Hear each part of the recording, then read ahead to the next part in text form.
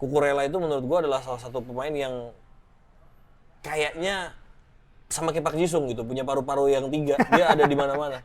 De La Fuente ini kan adalah orang yang mengajarkan Lionel Scaloni menjadi seorang pelatih.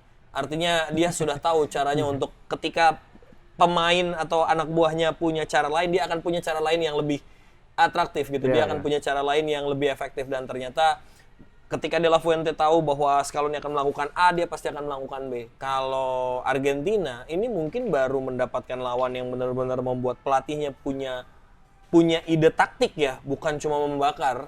Itu menurut gua ketika lawan Inggris saja. Gua rasa selesai lah udah Messi lah. Maksudnya kalau menurut gua Messi harusnya Messi cukup dewasa lah daripada yang satunya ya. Betul.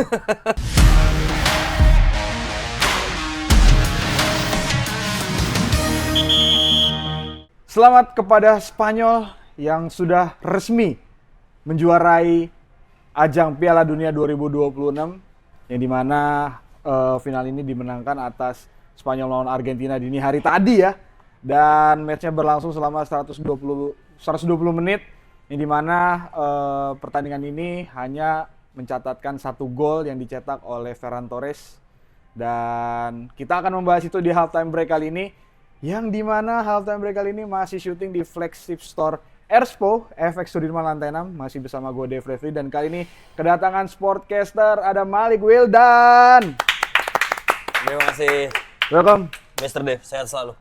Welcome Bang Wildan di halftime break, baru pertama kali kesini, thank you udah menyempatkan waktu yang sangat padat untuk main ke halftime break. Dan ini akhirnya Piala Dunia sudah usai dan sudah selesai, dan pemenangnya dari Eropa yaitu Spanyol, melawan Argentina dini hari tadi dengan apa namanya ya sampai 120 menit, tapi hanya apa namanya memberikan 1 gol aja di match seperti itu. Nah, gue langsung mau lempar kepada lu highlights yang lo lihat final di Piala Dunia 2020 ini, Spanyol sama Argentina, gimana lo melihatnya? Gue dari awal Piala Dunia 2026, Spanyol tuh salah satu kontender yang gue selalu naikin.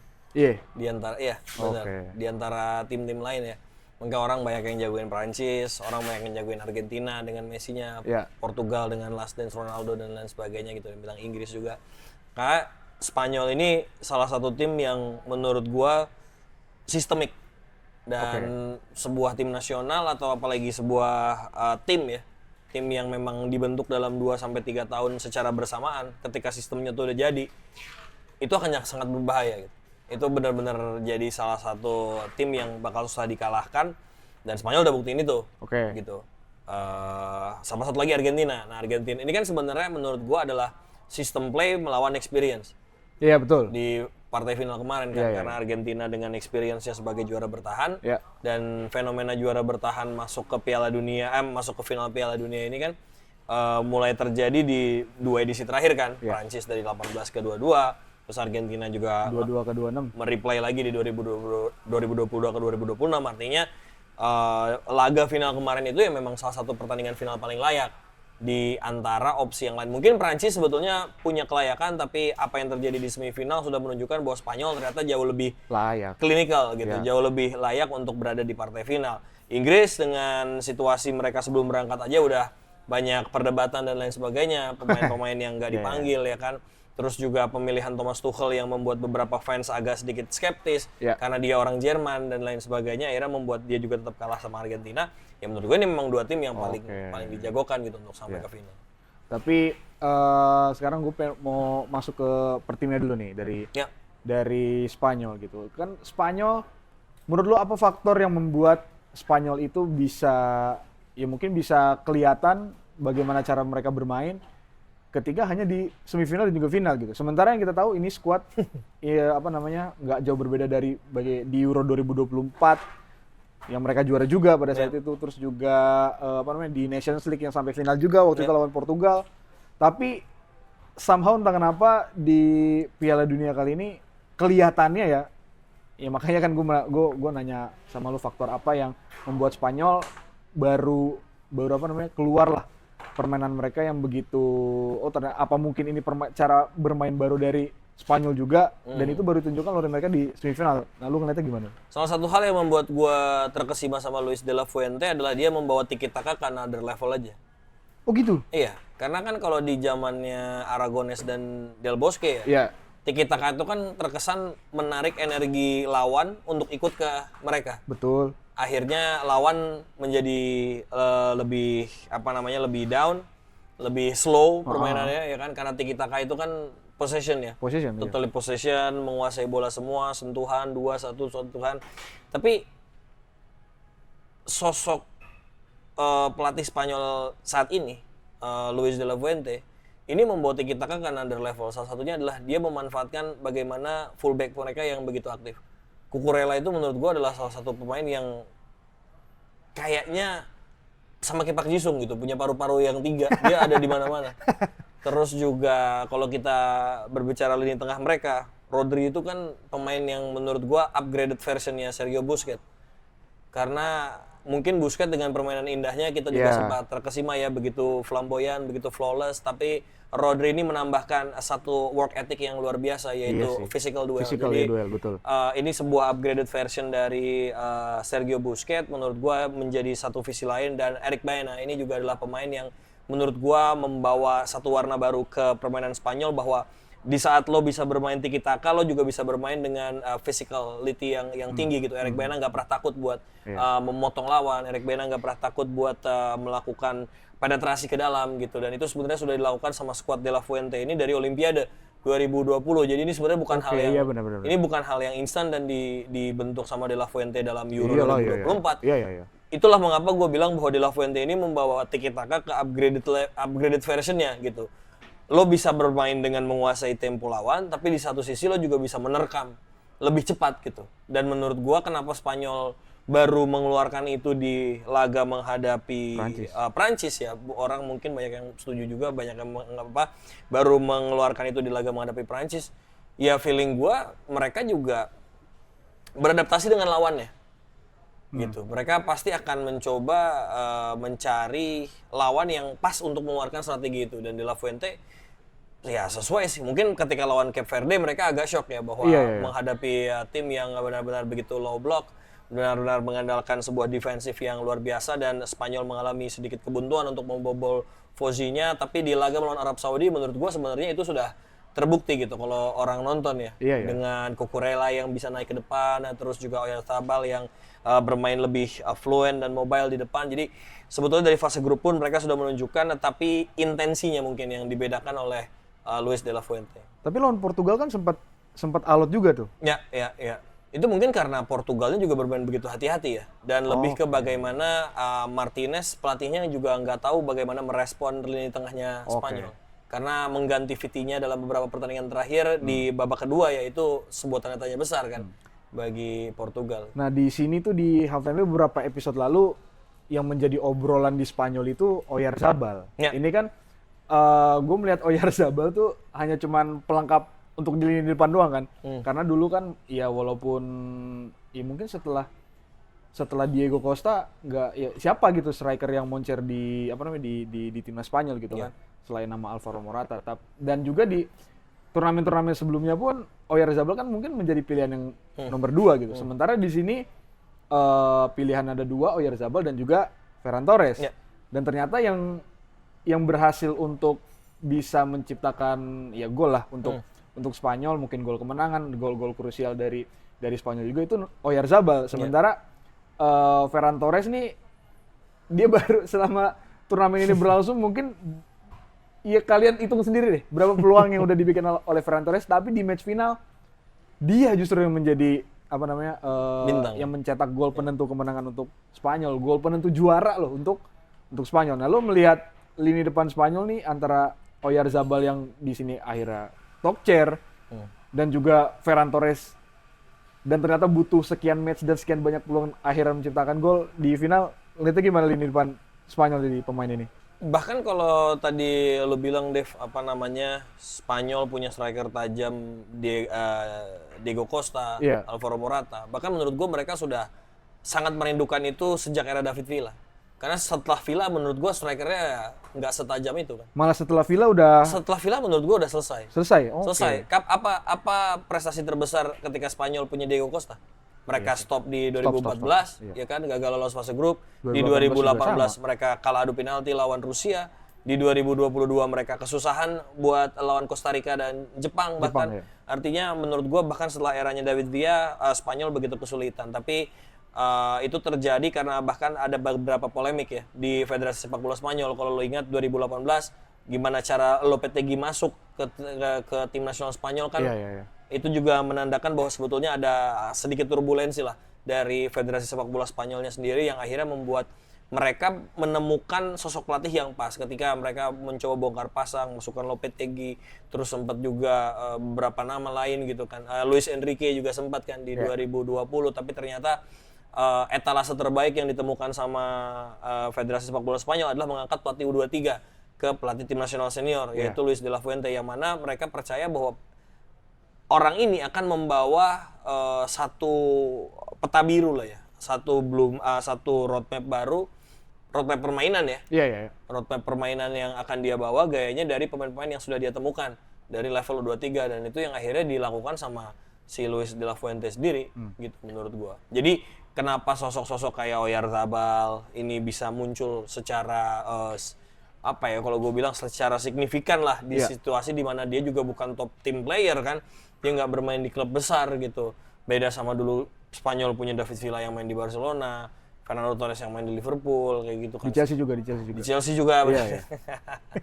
Tapi kalau Oyarzabal ini kan iya makanya itu. Iya kan, maksudnya Sociedad baru orbit di sini dan ternyata lebih tajam nih. Ya bahkan Ferran Torres adalah rejection-nya Manchester City gitu. Betul. Artinya menurut gua De La Fuente ini tahu persis pemain yang memang dibutuhkan oleh dia, bukan cuma big name, bukan cuma star name, tapi bagaimana sistem permainan yang dia terapkan berhasil dan sukses. Karena kalau yang lu ingat, Spanyol juga pernah sukses dan menjadi juara Eropa tanpa striker.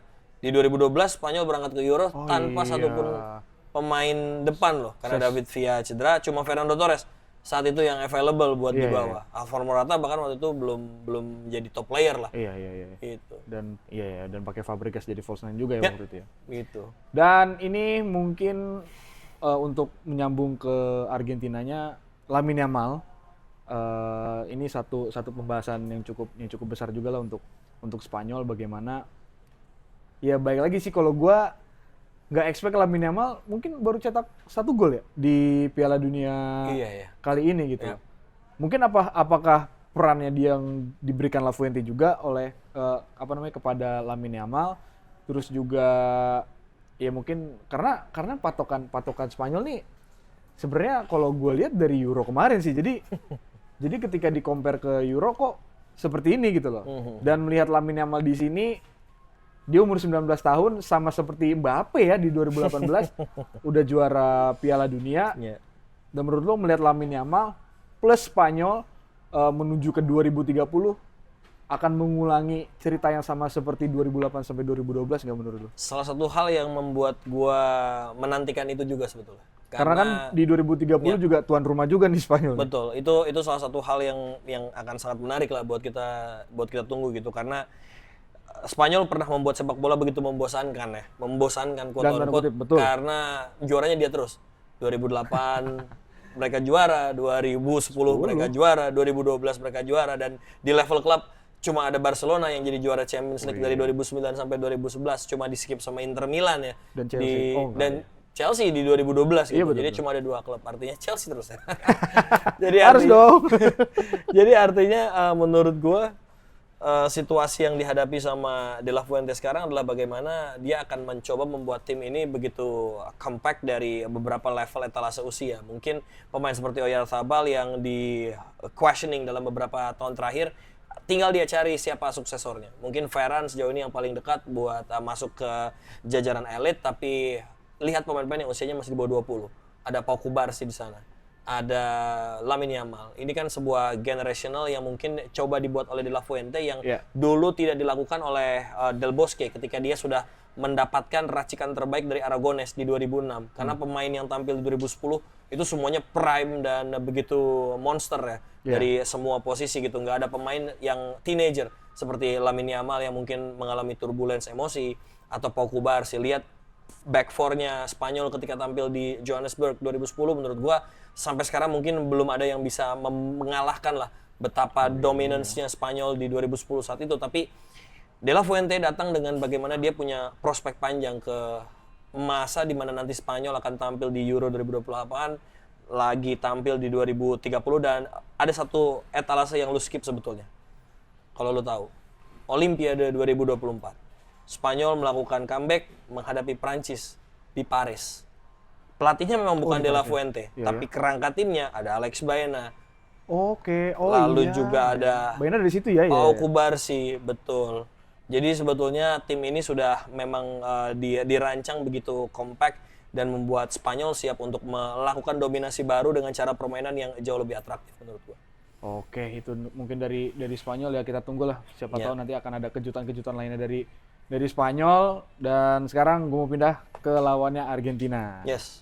Ini Argentina dibuat seakan-akan mengejar pemain Spanyol aja yang apa namanya tadi udah lu bilang secara sistemik udah matang, terus juga apa namanya on the ball dan off the ball para pemain Spanyol ini benar-benar hidup, benar-benar memiliki nyawa yang sangat luar biasa. Walaupun memang ketika gue nggak tahu ya, ini ngelihat cara bermain Spanyol, gue nggak bilang sama, tapi gue pernah bilang di sini juga Norway pun bermainnya kurang lebih seperti itu juga, possession ball. Ketika udah sampai apa namanya half space atau sepertiga akhir pertahanan lawan, mereka kadang track back lagi gitu loh, nggak ada upaya untuk membuat peluang di situ gitu loh. Tapi menurut lo Argentina dibuat seperti itu oleh De La Fuente, bahkan mungkin apakah ini juga mungkin salah perhitungan dari Scaloni juga? Kalau lu ngeliatnya gimana Argentina di final? Bisa jadi. Salah satu hal yang membuat pelatih mengalami mismanagement mungkin adalah bagaimana kesalahan mempertimbangkan lawan. Tapi menurut gua Scaloni sudah tahu betul siapa yang dihadapi. Tapi mungkin yang orang luput dan menjadi buah pembicaraan yang menarik adalah bagaimana De La Fuente ini kan adalah orang yang mengajarkan Lionel Scaloni menjadi seorang pelatih. Artinya dia sudah tahu caranya untuk ketika pemain atau anak buahnya punya cara lain, dia akan punya cara lain yang lebih atraktif gitu. Dia akan punya cara lain yang lebih efektif, dan ternyata ketika De La Fuente tahu bahwa Scaloni akan melakukan A, dia pasti akan melakukan B. Dan itu yang terjadi. Tapi menurut gua Argentina pun juga di partai final mungkin bukan bermain jelek, tapi tadi mismanagement aja. Jadi dia ada satu miss yang terjadi, karena kalau dilihat 2014 misalnya, Argentina di sepanjang turnamen sama sekali nggak bermain buruk. Bahkan bisa dibilang, dan mungkin banyak fans Argentina juga yang sangat menyayangkan bahwa di 2014 nggak juara. Karena Jerman yang jadi juara saat itu ya, di 2014. Tapi kalau kita lihat dari whole squad, Angel Di Maria, Ezequiel Lavezzi, Gonzalo Higuain, Lionel Messi, Marcos Rojo, terus juga Sergio Romero, itu semua nama-nama yang berjajar di klub-klub elit. Berbeda dengan Argentina yang saat ini mungkin beberapa pemainnya masih mencoba ada di level itu. Mungkin hanya beberapa nama seperti Lisandro Martinez yang bermain di MU. Ya di Manchester United, terus juga Lautaro Martinez yang bermain di Inter Milan. Tapi lihat di 2014 betapa luar biasanya. Tapi Alejandro Sabella ternyata tidak begitu memahami komposisi tim ini untuk mengalahkan Jerman. 2018 bahkan begitu flop. Sosok 2018 itu yang membuat Argentina nggak bisa berbicara banyak. The worst squad sih itu 2018 sih kalau menurut gua ya. Betul ya. Itu paling. Tapi sebenarnya kalau dibilang poor juga enggak. Karena ada Sergio Aguero, ada Dybala di sana. Tapi manajemen yang kurang baik dari pelatihnya saat itu menurut gua yang akhirnya membuat Argentina tidak bisa berbicara banyak. Tapi Scaloni di sini mungkin adalah bagaimana dia lupa bahwa sosok yang dihadapi adalah gurunya sendiri, yang pasti akan tahu caranya untuk menemukan cara gitu. Dan tapi kalau lu melihat Argentina dari apa namanya knockout ya, lawan Cape Verde sampai melawan Inggris kemarin, karena gue berpikir bahwa kayaknya Argentina akan bisa menjawab keraguan itu semua di menit-menit krusial. Karena kan di match-match sebelumnya selalu di waktu-waktu krusial, mau normal 90 menit ataupun extra time 120 menit gitu. mungkin di 120 menit kita tahu lawan Swiss itu udah hampir mau penalti tuh, dibawa ke penalti tuh. Tapi magisnya siapa? Ya para pemainnya Alvarez dan juga Lautaro ya waktu itu. Terus juga lawan Inggris itu kan menjadi pukulan telak besar juga bagi Inggris gitu. Nah, di sini tidak mereka lakukan. Apa yang terjadi menurut lu pada saat 90 menit itu? Iya. Salah satunya mungkin adalah bagaimana deadlock yang terjadi dan exit plan yang agak sedikit tidak dipersiapkan dengan begitu matang oleh Scaloni di laga partai final, karena mungkin ketika di babak selanjutnya lawan yang dihadapinya pun tensinya mungkin jauh di bawah Spanyol. Yeah. Ingat perjalanan Argentina hanya menghadapi negara seperti Jordania yang bahkan sama Indonesia aja dikalahkan. Betul. Lalu menghadapi Aljazair yang membuat Messi hat-trick dengan mudah dan menghadapi tim sekelas Austria yang harus menunggu sejak 98. Artinya dari parameter sepanjang babak fase grup sampai fase knockout pun Argentina ini nggak mendapatkan lawan yang begitu menekan Argentina gitu. Tapi bukannya hampir setiap negara yang maju ke semifinal kayak gitu juga ya? Ya kecuali Spanyol lah. Iya sih, betul. Tapi menurut gue itu juga menjadi... Tapi lihat parameternya juga gitu, Dev. Menurut gue. Karena kalau Argentina ini mungkin baru mendapatkan lawan yang benar-benar membuat pelatihnya punya ide taktik ya. Bukan cuma membakar. Itu menurut gue ketika lawan Inggris saja. Karena kalau lawan Mesir dan lawan Swiss menurut gue ya di atas kertas Argentina akan tetap menang gitu. Okay. Dari segi kualitas pemain, dari kualitas individual brilliance, Argentina tetap akan unggul. Yang mungkin akan membedakan Argentina misalnya kalah saat itu menghadapi Swiss atau Mesir adalah yang tidak adanya ekstra motivasi dari pemain. Nah di situ kan pelatih punya fungsi bahwa gue udah tahu pemain gue ini akan punya ekstra motivasi gitu. Yeah. Tapi ketika menghadapi Inggris ini semua tentang taktik, bagaimana dia memasukkan pemain-pemain yang bisa merubah situasi permainan. Nah itu maksud gue, di lawan Inggris itu semua perhitungan semua yang dipasang, semua pergantian pemain, semua timing yang dilakukan in-game management dari Scaloni itu ya gue bisa bilang sangat tepat gitu. Yeah. Tapi di final jadi kok malah begini gitu sih. Salah satu faktor X ya mungkin yang terjadi adalah bagaimana pertandingan yang dimainkan di New York itu di siang hari ya. Bisa jadi itu adalah physical tension juga. Jadi bermain di jam 3 sore ketika di laga menghadapi Inggris dengan cuaca yang lebih panas ya. Ya, dengan di laga menghadapi Inggris dengan cuaca yang lebih sejuk gitu, dengan cuaca yang lebih adem, pastikan pemain bisa berpikir lebih normal. Tapi lihat di pertandingan final kemarin, bahkan gue agak sedikit menyayangkan bahwa 2 kali edisi Piala Dunia diselenggarakan di Amerika Serikat 94 dan 2026, finalnya ini selalu bermain di siang hari. Selalu bermain di ketika matahari begitu terik gitu. 94 bahkan orang bilang ini adalah final paling membosankan antara Brazil menghadapi Italia karena semua pemainnya kepanasan. Di 2026 bermainnya di jam 3 sore tapi tensinya begitu panas. Artinya mungkin itu menjadi salah satu faktor X yang membuat pemain tidak bisa keluar dari tekanan. Oke. Ya mungkin itu juga menjadi faktor ya, karena ngeliat lapangan juga tadi selama nonton ya Pak terang juga nih. Iya, itu mungkin jadi salah satu gitu. Betul, itu jadi salah satu faktor X yang akhirnya membuat pemain juga mudah naik emosi kan. Tapi melihat perjalanan ya Leo Messi lah. Ya. Dia sejak comeback lagi di 2020 ya. Waktu itu Copa America dan dia selalu menghantarkan trofi major sampai ya final kali 2026. Ini. Lo ngeliat perjalanan Messi yang 3 kali di final, bahkan Maradona hanya 2 kali kalau gue nggak salah. Ya, betul. 1 kali juara, 1 kali kalah lawan Jerman juga kan. Bagaimana lo melihat sosok Lionel Messi? Sini.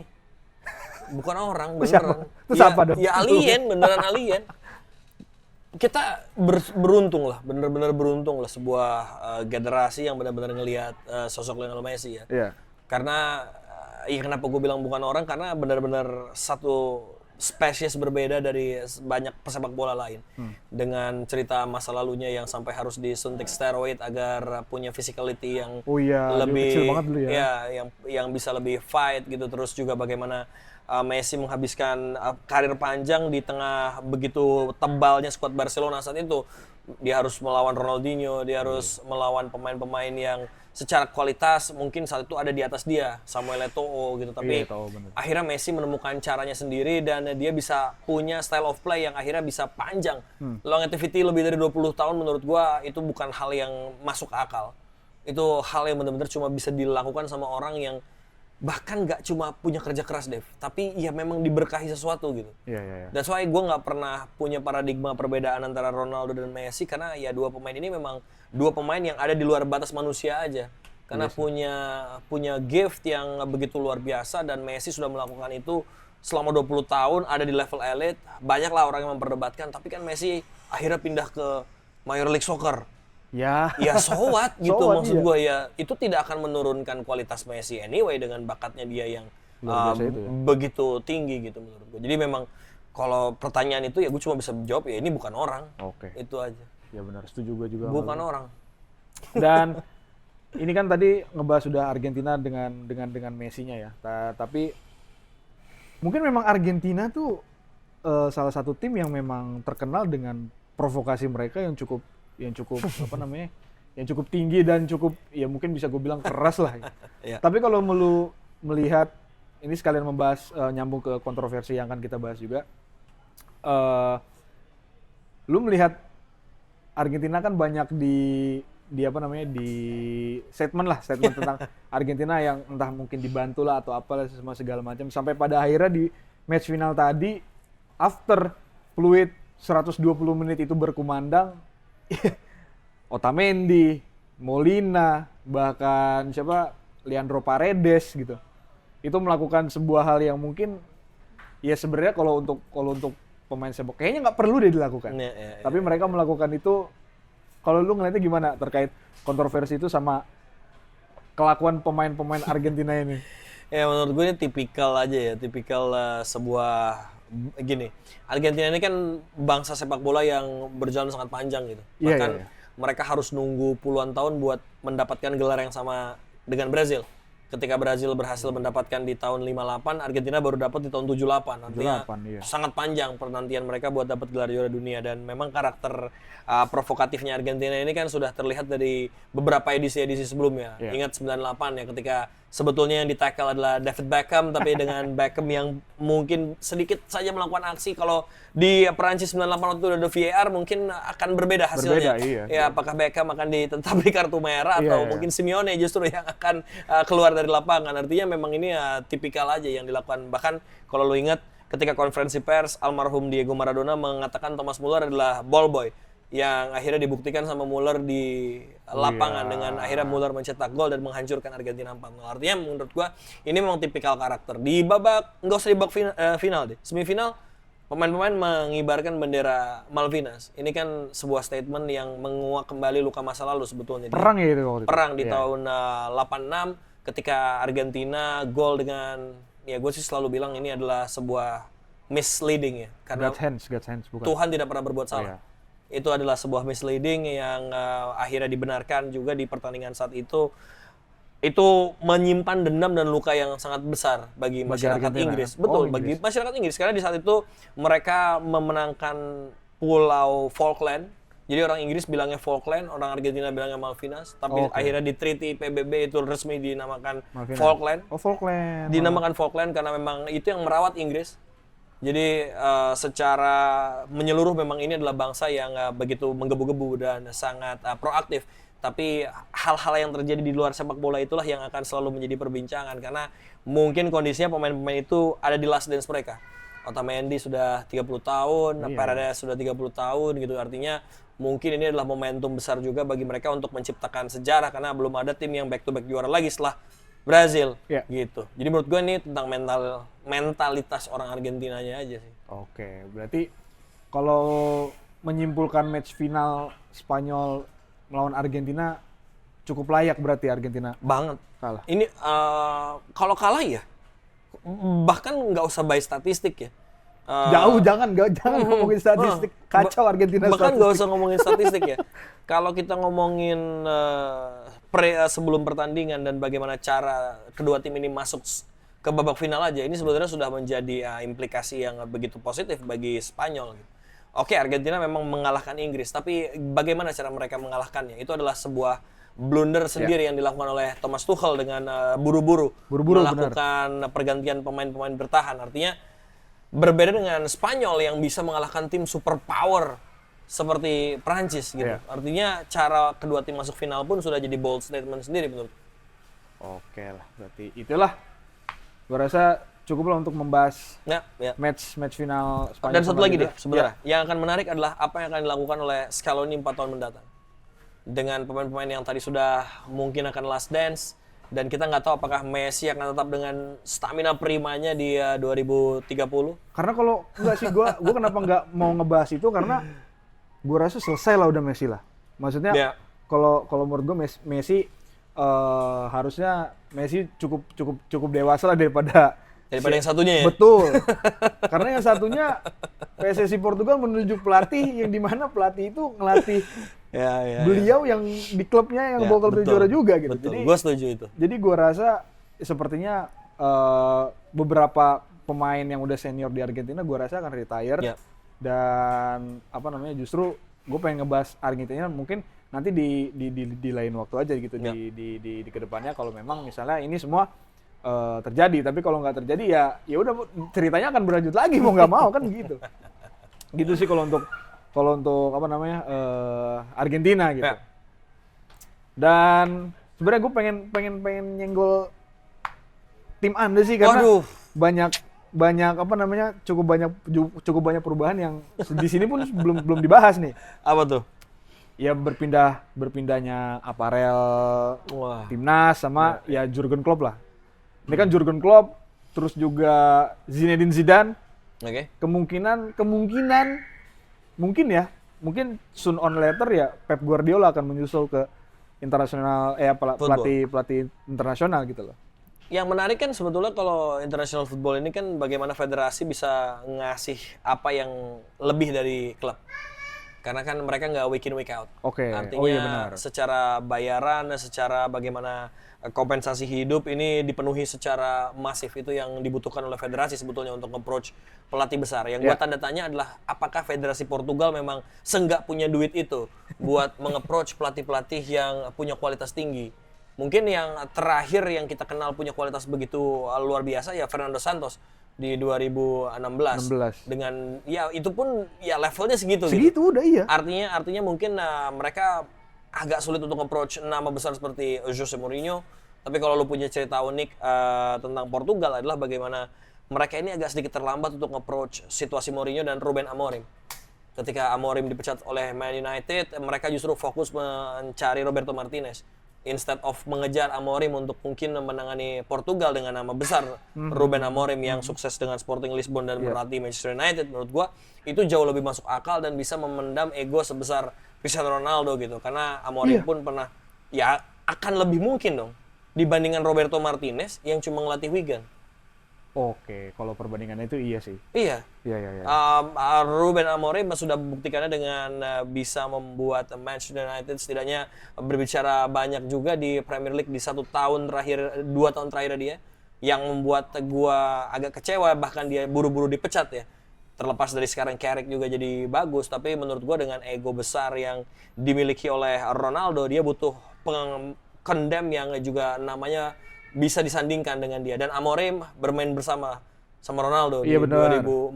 Artinya mungkin akan ada sedikit friend treatment aja dari Amorim kepada sosok Ronaldo dibandingkan nama asing yang pastinya Ronaldo akan merasa dia akan lebih di bawah gua gitu. Tapi itu menjadi satu perbincangan yang menarik. Bahkan mungkin Fabio Silva, pelatihnya Fulham, kenapa Federasi Portugal nggak meng-approach dia lebih cepat dibandingkan sosok asing, bukan orang Portugal, tidak mengetahui culture Portugal secara mendalam, itu menjadi satu hal yang menarik. Dan Jerman, menurut gua ini menjadi satu langkah yang sangat masif ketika dia mencoba meng-approach Jurgen Klopp dan langsung memberikan kompensasi kepada Julian Nagelsmann.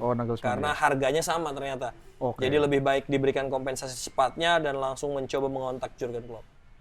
Tapi pede dibawa Klopp nanti?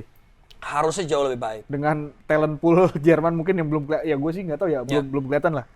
Di 2009-10-an ya, Dortmund juga bukan tim yang kita kenal seperti sekarang. Betul. Lewandowski adalah reject dari Blackburn Rovers bahkan. Blackburn? Yang nggak jadi transfer ke Blackburn dan akhirnya menjadi pemain besar di Borussia Dortmund. Lucas Barrios, siapa orang yang kenal nama Lucas Barrios? Dede. Terus juga Roman Weidenfeller mungkin nggak ada yang kenal, tapi di bawah tangan Jurgen Klopp. Oh iya, dia yang bikin, dia ngejadiin pemain-pemain itu menjadi nama besar. Royce mungkin nggak akan ada yang pernah kenal selain rambut mohawknya dulu di Mönchengladbach. Tapi di tangan Jurgen Klopp nama-nama itu berubah menjadi monster yang menakutkan, dan gue yakin mungkin pemain-pemain seperti Felix Nmecha, lalu juga pemain-pemain Brown. Ya, Nathaniel Brown, bahkan mungkin Schlotterbeck, David Raum mungkin akan bisa naik lagi namanya di bawah asuhan Jurgen Klopp. Oke, itulah sedikit pembahasan dari, ya gue penasaran aja Jerman karena belum pernah kebahas di sini, nggak ada fansnya. Dan ini sedikit aja sebelum menutup, menatap ke 2030. Tadi kita di off cam udah sempat ngobrol sedikit terkait banyaknya venue ya ternyata ya di 2030, dan kemungkinan isu yang akan bertambahnya peserta Piala Dunia menjadi 64 tim. Nah, langsung lu ngelihatnya fenomena itu gimana, akan seperti apa nanti jadinya.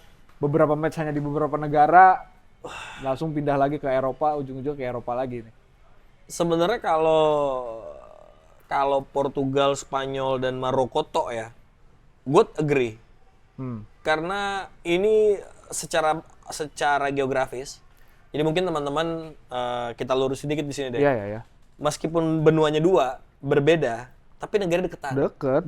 Maroko sama Portugal tuh deket. Mereka cuma dipisahkan oleh Teluk Iberia, dan Teluk Iberia itu sangat kecil. Jadi jaraknya begitu dekat. Bahkan ada beberapa kapal yang sering mobile dari Maroko ke Portugal gitu. Iya. Dan juga ke Spanyol. Jadi menurut gua kalau 3 negara itu doang enggak jadi masalah. Dibandingkan bahkan yang menjadi masalah di 2026 ketika Meksiko, Kanada, dan Amerika, itu negaranya kan gede-gede. Oh iya benar. Negaranya luas-luas. Traveling para pemain, ancaman cuaca dan lain sebagainya itu begitu besar. Jadi kalau gua pribadi dengan Portugal, Spanyol, dan Maroko nggak ada masalah. Justru yang menjadi isu adalah dengan ada satu hari untuk Centenario.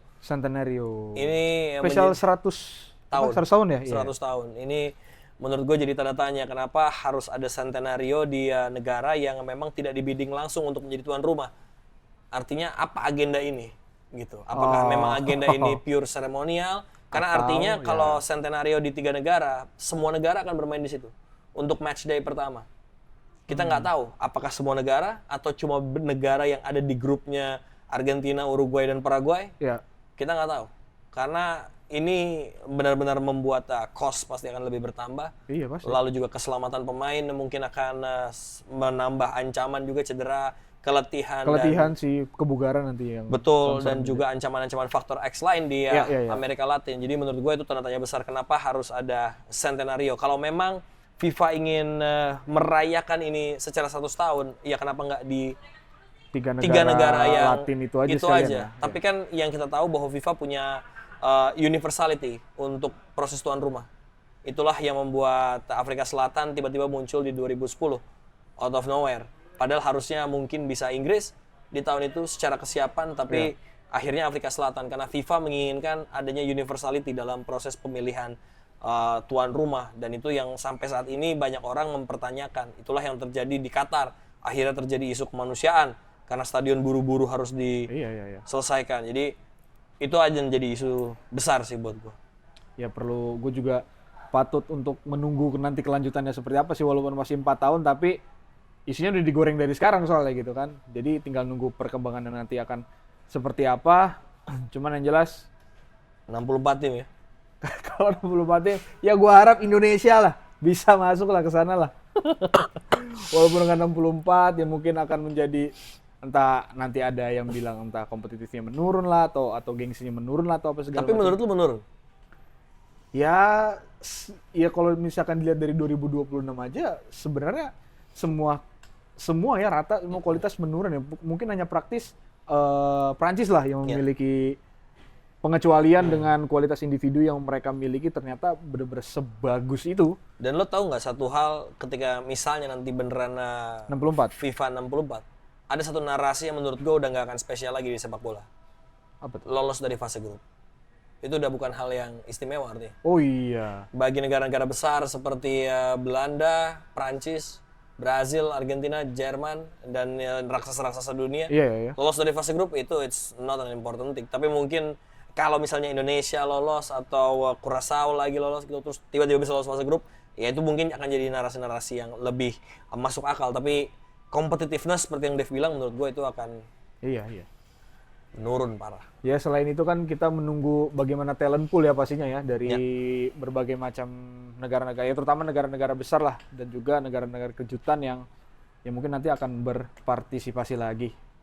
Oke, mungkin gue cukupkan untuk pembahasan final. Sekali lagi selamat untuk Spanyol, selamat untuk para fans Barcelona yang menurut kalian ini match final untuk para fans Barcelona, karena Spanyol banyak pemain Barcelona dan di Argentina ada sesosok Messi. Tapi Spanyol layak mendapatkan title juara, penghargaan individunya pun disapu bersih juga sama Spanyol. Mungkin hanya top skor yang diserahkan kepada Kylian Mbappe ya, karena sudah berhasil menciptakan 10 gol dari match terakhir perebutan posisi nomor 3 bersama Inggris kemarin gitu. Dan lagi-lagi gue mau mengingatkan kepada sobat Halftime Break dan juga sahabat Kompas, kalau kalian ingin menemukan atau mencari berita-berita atau kanal berita yang cukup relevan dan juga signifikan, kalian bisa langsung cek aja di Harian Kompas atau di kompas.id, dan kalian langsung masuk ke kolom olahraga ataupun sepak bola, karena minggu ini Bang Wildan, AFF ya udah kick off ya. Betul. AFF tapi kita baru main di minggu depan. Oh, kita baru main di minggu depan, tapi kick off-nya udah di minggu ini. Jadi berita itu semua mungkin udah dimuat di Harian Kompas dan juga kompas.id. Dan semoga juara. Dan semoga juara ya. Di era awal, mungkin di turnamen resminya John Hartman juga nanti kita bisa meraih juara, dan itu mungkin kita akan bahas di edisi Halftime Break selanjutnya. Karena kita belum pernah juara itu. Betul. Berkali-kali ke final tapi belum pernah juara sama sekali gitu. Tapi kalau untuk menutup berita-berita, untuk menutup seluruh keseruan dari games-games yang ada di Piala Dunia, kalian bisa cek aja langsung di pestabola.kompas.id, karena mungkin ada liputan-liputan terakhir, terus juga mungkin bagaimana update dari euforia para fans Spanyol yang berada di venue, itu mungkin sudah dirangkum dan juga diliput di website pestabola.kompas.id. Dan juga ini mungkin menjadi salah satu episode terakhir Bang Wildan. Halftime Break syuting di flagship store Erspo FX Sudirman lantai 6. So terima kasih kepada Erspo yang sudah mensupport Halftime Break dari venue, dari jersey yang sangat luar biasa. Kalian bisa langsung cek main-main ke sini, karena di sini ada salah satu yang bisa gue bilang kafe yang cukup enak makanan dan minumannya. Jadi langsung aja main ke flagship store Erspo FX Sudirman lantai 6. So, Bang Wildan, thank you udah datang ke Halftime Break. Sama-sama. Nanti mungkin kalau ada kesempatan timnas lah, mungkin akan dikontak atau diajak-ajak lagi bersama bintang tamu Halftime Break yang sudah main ke sini juga. So, terima kasih sobat Halftime Break, sobat Kompas yang sudah menemani Halftime Break selama edisi Piala Dunia. Jadi edisi Piala Dunia gue tutup sampai di sini. Gue Dave Refli signing out dan Malik Widan signing out.